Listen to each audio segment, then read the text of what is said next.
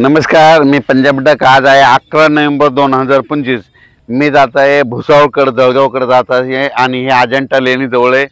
तर या ठिकाणाहून महाराष्ट्रातल्या शेतकऱ्याला अंदाज देणारे 8 वाजून 39 मिनिट झालेत आणि राज्यातल्या सर्व शेतकऱ्याला सांगू इच्छितो की राज्यामध्ये आणखीन 11 तारखेपासून तीव्र थंडीची लाट वाढत जाणार आहे।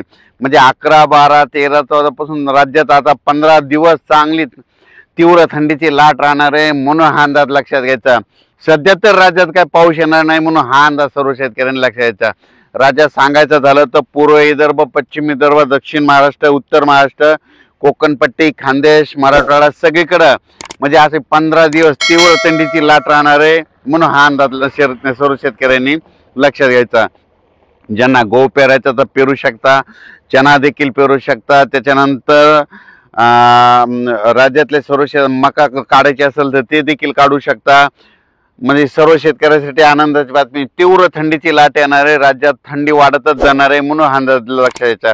राज्यात सध्या तरी 15-20 दिवस काही पाऊस येणार नाही, म्हणून हा अंदाज लक्षात घ्यायचा। राज्यात सांगायचं झालं तर निफाड, नाशिक, जळगाव, धुळे, त्याच्यानंतर जळगाव, जामोद, अकोट, अकोला, वाशिम, हिंगोली, वर्धा, नागपूर, भंडारा, गोंदिया, चंद्रपूर, नांदेड, यवतमाळ, त्याच्यानंतर परभणी, लातूर, धाराशिव, जालना, संभाजीनगर, सोलापूर जिल्हा, धाराशिव जिल्हा, सातारा, सांगली, सोलापूर, कोल्हापूर, पुणे म्हणजे सांगायचं झालं तर सगळीकडे तीव्र थंडीची लाट राहणार आहे, म्हणून हा अंदाज लक्षात घ्यायचा। राज्यात सध्या तरी पावसाचं असं वातावरण नाही, म्हणून हा अंदाज देखील सर्व शेतकऱ्यांनी लक्षात घ्यायचा। राज्यातल्या ऊसतोड कामगारांसाठी आनंदाची बातमी, राज्यात सध्या तरी पावसाचं वातावरण नाही, अवकाळी सध्या पाऊस काही येणार नाही, म्हणून हा अंदाज लक्षात घ्यायचा। कारखानदारासाठी आनंदाची बातमी, ऊस उत्पादकासाठी आनंदाची बातमी, त्याच्यानंतर हरभरा पेरणाऱ्यासाठी आनंदाची बातमी, गहू पेरण्यासाठी चांगली बातमी। कारण की राज्यात सध्या तरी पावसाचं वातावरण नाही, राज्यात मात्र फक्त आता थंडीचंच वातावरण राहणार आहे, म्हणून हा अंदाज लक्षात घ्यायचा। मग सांगायचं झालं तर ही थंडी सगळीकडेच राहणार आहे, म्हणून हा अंदाज लक्षात घ्यायचा।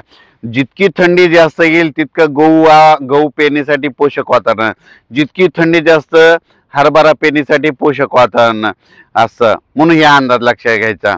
राज्यात म्हणजे सांगायचं झालं तर ही म्हणजे जास्त थंडी उत्तरेकडून वारे येत असल्यामुळं राज्यात आणखीन आता 13, 14, 15च्या दरम्यान दिवसा देखील असं थंड वाटेल, म्हणजे इतकी अशी थंडी जाणवणार आहे, म्हणून हा अंदाज लक्षात घ्यायचा।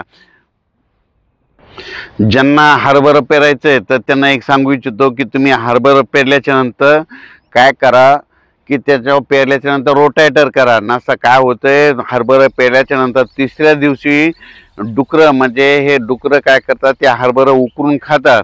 रोटायटर केलं तर तुमचं 2 दिवस हरभरा लवकर बी निघतं आणि त्याच्यानंतर तुमचं डुक्कर देखील उकरणार नाही, म्हणून हे लक्षात घ्यायचं। म्हणजे कारण की हे सगळ्यात महत्त्वाचं हे नसं काय होतंय, तुम्ही हरभरा पेरल्याच्या नंतर